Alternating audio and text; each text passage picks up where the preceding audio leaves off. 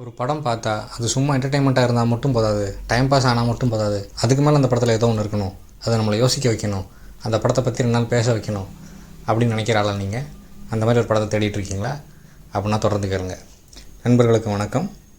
இந்த பாட்காஸ்ட்டில் நான் பேச போகிற படத்தோட பேர் தி சீக்ரெட் ஏஜெண்ட். இது ஒரு பிரேசில் நாட்டு திரைப்படம். இந்த படத்தை இயக்குனவர் பேர் கிளெபர் மெண்டன்கா ஃபில்ஹோ. இது அவரோட 3வது இல்லை 4வது படம்னு நினைக்கிறேன். இந்த படத்தில் கதாநாயகனாக நடித்தவர் பேர் வாக்னர் மோரா. இவர் நார்கோஸ் டிவி சீரீஸ் வழியாக உலக பிரபலமானவர். அதில் இவர் தான் பாப்லோ எஸ்கோபாராக நடிச்சிருந்தார். அது போக பல திரைப்படங்கள் நடிச்சிருக்காரு. எலிட் ஸ்குவாட் போன்ற படங்களில் நடிச்சிருக்காரு, பிரேசில் நாட்டு திரைப்படங்களில். சீக்ரெட் ஏஜென்ட் அப்படின்னு படம் பேரை பார்த்த உடனே ஏதோ ஜேம்ஸ் பாண்டு பாணி படம் போல் அப்படின்னு சொல்லி தோணும். அப்படி இல்லைனா ஸ்டீவன் ஸ்பீல்பர்க் எடுத்த பிரிட்ஜ் ஆஃப் ஸ்பைஸ் படம் மாதிரியாவது இருக்கும்னு நினைக்க தோணும். ஆனால் இது அப்படி இல்லை. தலைப்பு மூடு தான் சீக்ரெட் ஏஜெண்ட். இங்கே அவர் அந்த உளவாளிக்குரிய எந்த ஒரு வேலையும் செய்கிறதில்ல. அப்படி துப்பறிகிறதோ இல்லை அந்த படங்களில் உள்ளது போல் பரபரப்பான விறுவிறுப்பான திகில் காட்சிகள், அந்த மாதிரி சண்டை காட்சிகள் அதுவும் கிடையாது. கதை நடக்கிற காலம் 1977. பிரேசிலில் 1964 ஆரம்பித்து 1985 வரைக்கும் ஒரு 1/2 டஜன் சர்வாதிகாரிகள் அந்த நாட்டை ஆண்டிருக்காங்க. உலகத்தில் சர்வாதிகாரிகள் ஆட்சிக்கு வருவதும் இல்லாமல் போவதும் அமெரிக்க உதவியால் தான் அப்படின்னு நேரம் உங்களுக்கு தெரிஞ்சிருக்கும். இந்த கதை 1977 நடக்கு. அப்போ சர்வாதிகாரியாக இருந்தவர் உச்சபட்ச கொடுமைகளை பண்ணியிருக்காரு. கதையோட ஆரம்பத்தில் கதாநாயகன், அதாவது வாக்னர் மோரா, அவரோட பேர் மார்செல்லோ. அவர் ஒரு மஞ்சள் கலர் VW பீட்டில் அந்த காரில் பிரேசிலில் உள்ள ரெசீஃப் அப்படின்ற இடத்துக்கு போய்கிட்டு இருக்கார். அந்த வேலை ஒரு இடத்துல நுப்பாட்டி வண்டிக்கு பெட்ரோல் போட நுப்பாட்டுறாரு. அங்கே அந்த பெட்ரோல் பல்குக்கு ஒரு 50 அடிக்கு வெளியில் ஒரு டெட் பாடி கிடக்குது. அந்த டெட் பாடியை அட்டைப்பெட்டிகளால் மூடி வச்சுருக்கார் அந்த பெட்ரோல் ஸ்டேஷன் ஓனர். அவர் இப்போ இவர் கேட்குறார், மார்செல்லோ அவர்கிட்ட கேட்கும்போது அவர் என்ன சொல்கிறாருன்னா, ஒரு 3 நாளைக்கு முன்னாடி அங்கே ஆயில் கேன்களை திருட ஒருத்தன் வந்தான். இங்கே வேலை பார்த்த என்னோடய ஊழியர் அவனை துப்பாக்கியால் சுட்டு கொண்டுட்டு அவன் ஓடி போயிட்டான். நான் போலீஸ்க்கு இன்ஃபார்ம் பண்ணிட்டேன். இது வரைக்கும் போலீஸ் இந்த பக்கம் வரலன்னு சொல்கிறார். போலீஸ் எந்த விஷயத்தில் பிஸியாக இருக்காங்க அப்படின்னா, அங்கே அந்த ஏரியாவில் ஒரு கார்னிவல் நடக்குது. அந்த கார்னிவலில் அதுக்கான பாதுகாப்பு, அதுக்கான ஏற்பாடுகளை செய்கிறதெல்லாம் போலீஸ் தீவிரமாக இருக்காங்க. இந்த கொலைகேஸை கண்டுக்கலன்ற மாதிரி அவர் சொல்கிறார். இந்த ஆரம்ப காட்சி இது எடுக்கப்பட்ட விதம், அந்த நிறம், அது ஒரு மாதிரி மஞ்சள் நிறமாக, அங்கே அடிக்கக்கூடிய அதிகபட்ச வெயில், அந்த பார்க்குறதுக்கே இவர் ஒரு சுமூகம் இல்லாத ஒரு டேஞ்சர் ஜோனுக்குள்ளே போகிறாரு அப்படின்றதுக்கான ஒரு ஆரம்பமாக அந்த காட்சி இருக்குது. அவர் பெட்ரோல் போட்டு அங்கேருந்து கிளம்பும்போது சரியாக ஒரு போலீஸ்காரங்க வருது. அந்த கார்லேருந்து 2 போலீஸ்காரங்க இறங்கி வர்றாங்க. அதில் ஒருத்தர் இவரோட காரை முழுக்க சோதனையிடுறாரு. டிக்கி திறந்து பார்க்குறாரு, காருக்குள்ளே ஏறி உட்காந்து பார்க்குறாரு. எல்லாம் செக் பண்ணிவிட்டு எங்களோட கார்னிவலுக்கு பணம் டொனேட் பண்ண முடியுமான்னு கேட்குறாரு போலீஸ்கார். ஒரு மார்ஷல் என்ன சொல்லிடுறாருன்னா, நான் கையில் இருந்த காசெல்லாம் பெட்ரோல் போட்டு இவ்வளோ தூரம் வந்துட்டேன், காசு இல்லைன்னு சொல்லிட்டு சிகரெட் பாக்கெட்டை கொடுக்குறாரு. அதையும் அந்த போலீஸ்காரர் வாங்கிட்டு போயிடுறாரு. மார்செல்லோ ஏன் ரிசீஃபுக்கு வர்றாரு அப்படின்னா, அங்கே தான் அவரோட 4 வயசு மகன் இருக்கான். அந்த பையனை இவரோட மாமனாரும் மாமியாரும் தான் வளர்த்துட்ருக்காங்க. அப்போ இங்கே அவர் ரகசியமாக தான் வர்றாரு. அவர் அவரோட உண்மையான பேர் மார்செல்லோ இல்லை அப்படின்றதெல்லாம் நமக்கு தெரியுது. அங்கே ஒரு 75-80 வயசான ஒரு பெண்மணியை மீட் பண்ணுறாரு. அவங்க இவரை ஒரு இடத்துக்கு தங்க கூப்பிட்டு போகிறாங்க. அது ஒரு சேஃப் ஹவுஸ் மாதிரி. அரசாங்கத்திட்டருந்து, சர்வாதிகார அரசுக்கிட்ட தப்பிச்சு ஓடுறவங்கெல்லாம் அங்கே தங்கியிருக்காங்க. அந்த இடத்துல அங்கே பல்வேறு விஷயங்களால் பாதிக்கப்பட்டவங்க இருக்காங்க. அவங்க அங்கே மகிழ்ச்சியாக தான் இருக்காங்க. அங்கேருந்து வேறு ஒரு இடத்துக்கு போகிறதுக்கான முயற்சியிலும் இருக்காங்க. அப்போ இந்த பாட்டி இவரை கூப்பிட்டு போயிட்டு இவருக்கு தங்குறதுக்கான இடத்த காட்டுறாங்க. அங்கே 2 தலை உள்ள பூனை ஒன்று இருக்குது. அந்த 2 ஃபேஸ்ட் ஐடென்டிட்டி, எல்லாருக்கும் அங்கே 2 முகம் இருக்குது அப்படின்றத சொல்லுவது போல் 2 முகம் கொண்ட பூனை அங்கே இருக்குது. இவருக்கு ஒரு பெயர், புனை பெயர், இவருக்கு ஒரு வேலை, எல்லாமே ஏற்பாடாகுது. அப்போ அங்கே இருந்துக்கிட்டு அவர் அடுத்த கட்டத்துக்கான வேலைகளை பார்க்கணும். அடுத்து அங்கேருந்து தப்பித்து செல்வதற்கான, பையனை கூட்டுட்டு பிரேசிலை விட்டு வேறு ஒரு நாட்டுக்கு தப்பிச்சு போகிறதான் திட்டம். இந்த நிலைமைக்கு இவர் ஏன் வாழ்க்கையில் வந்தார் அப்படின்றத இவர் ஒரு சில காட்சிகள் கழித்து ஒரு குழுக்கிட்ட சொல்கிறார். அவங்க அதை பதிவும் பண்ணி வச்சுக்கிறாங்க. அப்போ என்ன தெரிய வருது அப்படின்னா, மார்செல்லோட உண்மையான பேர் ஆர்மாண்டோ. அவர் வெளிநாடுகளில் படித்தவர். அங்கே பிரேசிலில் உள்ள யூனிவர்சிட்டியில் ஒரு டிபார்ட்மெண்ட்டோட துறை தலைவராக இருந்தவர். அவரோட துறையிலேருந்து சோலார் பவர் சம்மந்தமான ஆராய்ச்சி செஞ்சு அது ஆல்மோஸ்ட் வெற்றி அடைய போகுது.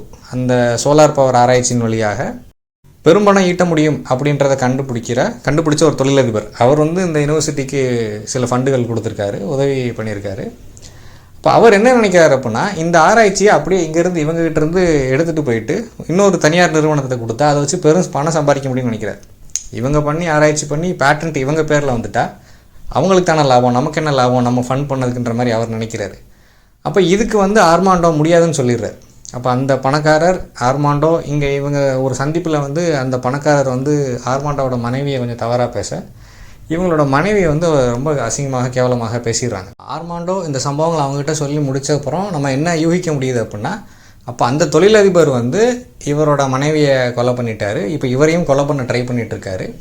அப்போ இவர் அங்கேருந்து தப்பிச்சு ஓடுறார், பையன் இங்கே இருக்கிறதுனால இவனையும் கூப்பிட்டு ஓடிடலாம் அப்படின்ற மாதிரி.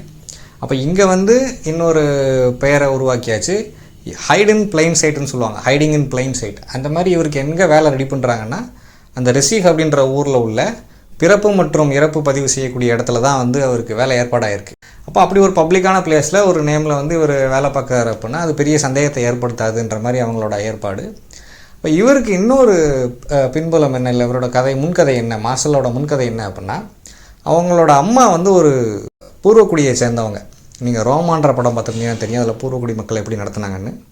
ஆர்மாண்டோட அம்மாவுக்கு 14 வயசாக இருக்கும்போது ஆர்மாண்டோட அப்பா அவங்கள கர்ப்பமாக்கிறாரு. திருமண உறவுக்கு வெளியில் பிறந்த பையன் அப்படின்றதுனால ஆர்மாண்டோட தாத்தா பாட்டி குழந்தைய பேரனை அந்த பெண்கிட்டேருந்து வாங்கிட்டு அவங்கள வீட்டை விட்டு அனுப்பிடுறாங்க. அதுக்கப்புறம் அவங்களுக்கு என்ன ஆச்சுன்றது தெரியல, இறந்து போயிட்டாங்கன்ற தகவலை மட்டும் வச்சுக்கிட்டு இவர் அவங்க அம்மாவோட டெத் சர்டிஃபிகேட்டை தேடிக்கிட்டே இருக்கார். வேறு காம்பினேஷனில் தேடி பார்க்குறாரு, முதல் பெயர் கடைசி பெயரை வச்சுக்கிட்டு அவரால் கண்டுபிடிக்க முடியல. அப்படி அவர் அங்கே அந்த பதிவு அலுவலகத்தில் வேலை பார்க்கும்போது பக்கத்தில் தான் போலீஸ் அலுவலகம் இருக்குது, காவல்துறை அலுவலகம் இருக்குது.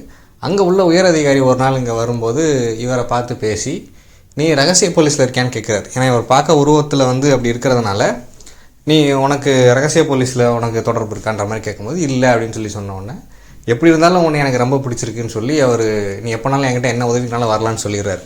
சொன்னதோடு இல்லாமல் அடுத்த ஒரு தடவை வரும்போது ஆர்மாண்டோவை கையோட பக்கத்தில் உள்ள எதிரில் உள்ள இன்னொரு இடத்துக்கு கூப்பிட்டு போகிறாரு. அங்கே ஒரு ஹிட்லரோட நாட்சி படையில் இருந்த வீரர் இங்கே ஒரு டெய்லர் கடை வச்சுருக்காரு, வா அவரை போய் பார்ப்போம், அவர் உடம்புல உள்ள தழும்புகளெல்லாம் காட்டுவார் அப்படின்னு சொல்லி கூப்பிட்டு போகிறாரு.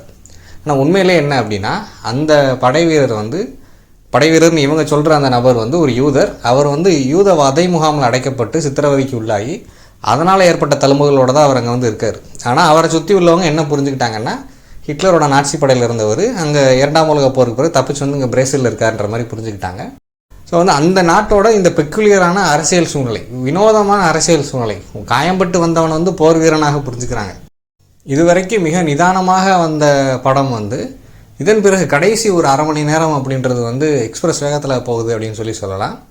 இதில் என்ன நடக்குது அப்படின்னா, அந்த தொழிலதிபர் ஆர்மாண்டோ வேலையை விட்டுட்டு ஓடுறதுக்கான காரணமான தொழிலதிபர் காசுக்கு கொலை பண்ணுற 2 பேரை பிடிக்கிறார். அது பல்ப் ஃபிக்ஷனில் வர்ற அந்த 2 கதாபாத்திரங்கள் மாதிரி. பட் ஆனால் இவங்க ரொம்ப அவங்களுக்குள்ள ஜாலியான உரையாடல்கள் நடக்கிறதில்ல. இவங்க 2 பேருமே ரொம்ப தீவிரமான ஆட்கள். அவங்கள வாடகைக்கு அமர்த்துறார். என்ன சொல்கிறாருன்னா, இந்த மாதிரி இவன் ரெசிஃபேல போய் ஒளிஞ்சிருக்காதான் தகவல், ஆர்மாண்டோட ஃபோட்டோவை கொடுத்து பேரம் பேசி பணத்தை கொடுத்து இவனை நீங்கள் கொண்டுறணும்னு சொல்லி கொடுக்குறாரு. அவங்க அங்கேருந்து இங்கே கிளம்பி வர்றாங்க. இதுக்கப்புறம் என்னாச்சு அப்படின்றது மீதி படத்தை நீங்கள் தயவு செஞ்சு இதை நீங்கள் திரையில் பார்த்து தெரிஞ்சுக்கோங்க. இந்த படம் அங்கே சர்வாதிகாரம் உச்சத்தில் இருந்த காரணத்தினால, அந்த டைமில் நடக்கிற கதைன்றதுனால, அந்த டைமில் யார் சர்வாதிகாரியோ அவரோட புகைப்படம் பெரும்பாலான ஃப்ரேமில் வர்ற மாதிரி காட்சிகள் அமைச்சிருக்காங்க. ஜார்ஜ் ஆர்வல் சொல்கிற மாதிரி பிக் பிரதர் இஸ் வாட்சிங் அப்படின்ற மாதிரி அந்த சர்வாதிகாரியோட புகைப்படம் பெரும்பாலான இடங்களில், பர்டிகுலர்லி எந்த அரசு அலுவலகத்தை காமிச்சாலும் அங்கே அவரோட புகைப்படம் இருக்குது. அப்புறம் இந்த படத்தில் திரும்ப திரும்ப வரக்கூடிய ஒரு ரெஃபரன்ஸ் என்ன அப்படின்னா, ஸ்டீவன் ஸ்பீல்பர்க் எடுத்த ஜாஸ் படத்தோட ரெஃபரன்ஸ் திரும்ப வருது. 1975 வந்த படம் அது. இந்த கதை 1977 நடக்குது. 2 வருஷம் கழிச்சு அது பிரேசிலில் மிக பிரபலமாக இருக்குது. இப்போ எல்லோரும் அதை போய் பார்த்துட்ருக்காங்க. அப்புறம் நான் ஏற்கனவே சொன்னேன்னு நினைக்கிறேன், ஒரு சுறா மீன் பிடிக்கப்பட்டு அதோட வயிற்றில் ஒரு மனித கால் இருக்குன்ட்டு. இது எப்படின்னா அமெரிக்கர்களுக்கு எது ஃபன்னாக இருக்கிறதோ, அமெரிக்கர்கள் எதை கேளிக்கையாக பார்த்துருக்காங்களோ, எதை வேடிக்கையாக பார்த்துருக்காங்களோ, அது எங்களுக்கு உண்மையாகவே இருக்குது, எங்களோட வாழ்க்கையிலே அது இருக்குன்ற மாதிரி, உங்களுக்கு அது வேடிக்கை, எங்களுக்கு அது வாழ்க்கை அப்படின்ற மாதிரி அந்த முரணை சுட்டி காட்டுறதுக்காக. ஏன்னா லத்தீன் அமெரிக்க நாடுகளை அமெரிக்கா பெரும்பாலும் கண்ட்ரோல் பண்ணிகிட்டே தான் இருந்தாங்க. இந்த நாடுகளை சவுத் அமெரிக்கன் நாடுகளை பனானா ரிப்பப்ளிக்னு சொல்லுவாங்க. அமெரிக்கா தன்னோட வாழைப்பழ தேவைக்காக இந்த நாடுகளை கண்ட்ரோல் பண்ணி வச்சுருந்ததுலாம் சொல்லுவாங்க. நீங்கள் கேப்ரியல் கார்சியா மார்கோஸோட 100 Days of Solitude படிச்சுனே தெரியும். அதில் வந்து யுனைடெட் ஃப்ரூட் கம்பெனின்னு ஒன்று இருக்கும். அவங்க நடத்துகிற ஒரு படுகொலையை வந்து அப்படியே மக்கள் மறக்கடிக்கிற மாதிரி செயல்கள்லாம் அதில் வரும். அப்போ அதை சுட்டி காட்டுறதுக்காக கூட இருக்கலாம். அந்த ஜாஸோட ரெஃபரன்ஸ் தொடர்ந்து இந்த படத்தில் இருந்துகிட்டே இருக்குது. அண்ட் இந்த படம் வந்து நான் சொன்ன மிக மிக நிதானமான படம் தான். இந்த படத்தை வந்து நம்ம ஒரு பிளாட்டு இல்லை 3 act ஸ்ட்ரக்சர் அப்படின்லாம் வந்து இதை வந்து இது பண்ண முடியாது. சில படங்கள் வந்து ஒரு நாவல் தன்மை வந்துடும் சில படங்களுக்கு. இது அந்த மாதிரி ஒரு படம், இன்டு த வைல்டு மாதிரி, த ஸ்ட்ரைட் ஸ்டோரி மாதிரி. ஸோ அப்படி ஒரு நாவல் தன்மை வந்துட்டதுனால இது லீனியராகவும் இல்லை, இது நான் லீனியரான படம் தான். பட் ரொம்பவும் குழப்படியாக இருக்காது, ஃப்ளாஷ்பேக்ஸ் மட்டும்தான் இருக்குது. படத்தோட இன்னொரு டைம்லைன் வந்து 2015க்கு பிறகு நடக்குது. பத்திரிகை துறையில் வேலை பார்க்குற ஒரு பொண்ணு வந்து இந்த காலகட்டத்தை ஆராய்ச்சி பண்ணுறாங்க. 1970s 80s வந்து அந்த சர்வாதிகாரி காலகட்டத்தை ஆராய்ச்சி பண்ணி அதை ரீகன்ஸ்ட்ரக்ட் பண்ண முயற்சி பண்ணுறாங்க. பர்டிகுலர்லி ஆர்மாண்டோவோட கதையை வந்து என்ன உண்மையிலே நடந்தது என்ன அப்படின்னு சொல்லி கண்டுபிடிக்க முயற்சி பண்ணுறாங்க. இப்போ நமக்கு இன்றைக்கி உலகத்தில் 2 பிரபலமான உதாரணங்கள் வந்து ஒன்று ஜான் எஃப் கென்னடி, இன்னொன்று இந்தியாவில் வந்து ராஜீவ் காந்தி. இவங்க 2 பேரோட வாழ்க்கை பின்னாடி இருந்த அத்தனை விஷயங்களையும் வந்து இன்னும் ஆராய்ச்சி பண்ணிட்டு தான் இருக்காங்க. அது எக்ஸாக்டாக என்ன தான் நடந்ததுன்றதை வந்து எழுதுறதுக்காக இன்னும் தொடர்ந்து முயற்சிகள் நடந்துட்டு தான் இருக்குது அமெரிக்காலையும் இந்தியாலையும். அப்போ இந்த ஆர்மாண்டோ வந்து என்ன காரணத்துக்காக வந்து அவர் வந்து வேட்டையாடப்பட்டார், என்ன காரணத்துக்காக அவர் துரத்தப்பட்டார், உண்மையில் என்ன தான் நடந்துச்சுன்னு சொல்லிட்டு அவர் கொடுத்த பேட்டிகள், பத்திரிகையில் அவர் பற்றி வந்த செய்திகள். சர்வாதிகார நாட்டில் பெரும்பாலும் நேரடியாகவே ஆட்களை கொலை பண்ணி கடலில் வீசிடுறாங்க. அப்படின்னாலும் சில சமயம் என்ன பண்ணுவாங்க அப்படின்னா, இப்பயும் இன்றைக்கி எல்லா நாட்டிலையும் நடைமுறையில் உள்ளது தான், ஒருத்தர் மேலே நேரடியாக ஒரு வன்முறையை செலுத்துறதுக்கு முன்னாடி இல்லை நடவடிக்கை எடுக்கிறதுக்கு முன்னாடி அவரை பற்றி மீடியாவில் தப்பான செய்தி வர வைப்பாங்க. அவரை பற்றி மக்கள் மத்தியில் இருக்கிற ஒப்பீனியன் மாறுறதுக்காக அவர் வந்து கேரக்டர் அசாசினேஷன் சொல்லுவாங்க. உண்மையான அசாசினேஷனுக்கு முன்னாடி ஒருத்தரை அவருக்கு வாங்கி வச்சிருக்கிற பேரை கொலை செய்கிற மாதிரி செய்திகள் வெளியிடுவாங்க, இல்லை சந்தேகத்தை கிளப்புவாங்க. அப்போ அந்த மாதிரி ஆர்மாண்டோவுக்கு நடந்திருக்கு. இந்த படத்தோட இயக்குனரும் நடிகரும் கொடுத்த பேட்டியில் என்ன சொல்லியிருக்காங்க அப்படின்னா, பிரேசில் மக்கள் கடந்து வந்த ஒரு வாழ்க்கை, ஒரு காலத்தை வந்து காட்சிப்படுத்தணும் தான் இதை வந்து நாங்கள் இந்த படத்தை எடுத்தோம். அதுவும் இல்லாமல் வந்து பிரேசிலில் வந்து தொடர்ந்து ஜனநாயகம் வந்தாலும் அதில் ஆட்சிக்கு வரக்கூடியவங்க சர்வாதிகார போக்குள்ளவங்களாக இருக்காங்க. அவங்க பதவியிலிருந்து இறக்கப்பட்டாலும் மீண்டும் இந்த சைக்கிள் வந்துகிட்டே இருக்குது. இதை நினைவுறுத்தணுன்றதுக்காகவே தான் இந்த படத்தை நாங்கள் எடுத்தோம் அப்படின்ற மாதிரி அவர் சொல்லியிருந்தார். இந்த படத்தை வந்து ஒரு ப்ரொபகேண்டா படம் அப்படின்னு சொல்ல முடியாது. ஏன்னா இது வந்து ஒரு டாக்குமெண்ட்ரி தன்மை உள்ள ஒரு படம் தான். இதில் அவங்க லத்தீன் அமெரிக்க நாடுகளுக்கே உள்ள, சவுத் அமெரிக்க நாடுகளுக்கே உள்ள மேஜிக்கல் ரியலிசம் போன்ற எலமெண்ட்ஸோட ஒரு இதிகாச தன்மையோடு தான் அந்த படத்தை எடுத்திருக்காங்க. இப்போ இந்த படம் வந்த இதே வருடத்தில் தான் வந்து இந்தியாவில் வந்து துரந்தர் அப்படின்னு ஒரு தூர போட்ட படம் வந்திருக்கு. இன்றைக்கி ஆட்சியில் இருக்கிறவங்க என்ன பண்ணுறாங்க அப்படின்னா வந்து அவங்க பண்ண தவறுகளை கவர் அப் பண்ணுறதுக்காக இந்த மாதிரி ப்ரொபகேண்டா படங்கள் எடுக்கிறாங்க. அவங்க நிறைய தவறுகள் பண்ணியிருக்காங்க. அதை வந்து பாப்புலர் மத்தியில் அந்த தவறுகள் வந்து சேர்ந்துடாமல், இல்லை அப்படியே வந்து சேர்ந்தாலும் அதை பற்றிய பேச்சுக்கள் வந்து ஒரு பாப்புலர் சினிமாவை சுற்றி அமைஞ்சிட்டா அவங்க தப்பிச்சுக்கலான்ற மாதிரி நினைக்கிறாங்க. இப்போ உண்மையிலேயே அப்படி இன்றைக்கி இவங்க சொல்கிறப்போ இன்றைக்கி ஆட்சியில் இருக்கிறவங்க வந்து தொடர்ந்து இந்தியாவில் இருந்த பிரதமர்களை குறை சொல்கிற மாதிரி, அது நேருவையோ இந்திரா காந்தியோ தொடர்ந்து குறை சொல்லிகிட்டே இருக்காங்க.